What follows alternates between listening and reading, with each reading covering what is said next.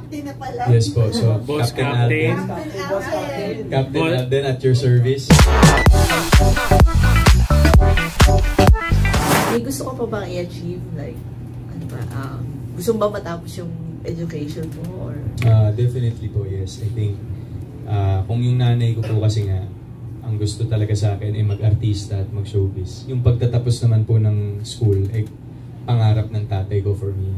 So, I think dun sa part na pag-fulfill sa pangarap ng nanay ko ay medyo accomplished na po tayo kahit papano.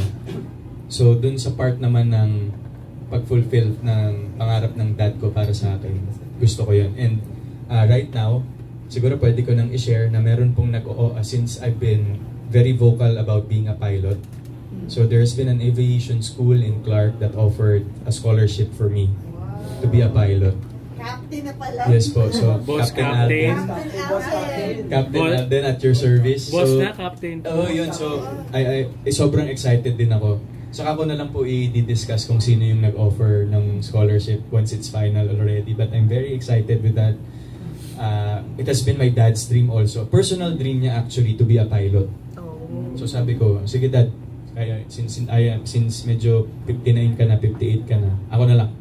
So yun, I'm very excited for that. So hopefully, kung kaya, this year, matapos ko yung course, then lipad-lipad na tayo. Wow. Wala nang fear of flying. Wala dito. Wala po. Nag-skydive nga po ako sa Dubai. So, as in, mahilig po ako sa matataas na lugar. It gives you a bird's eye view of everything.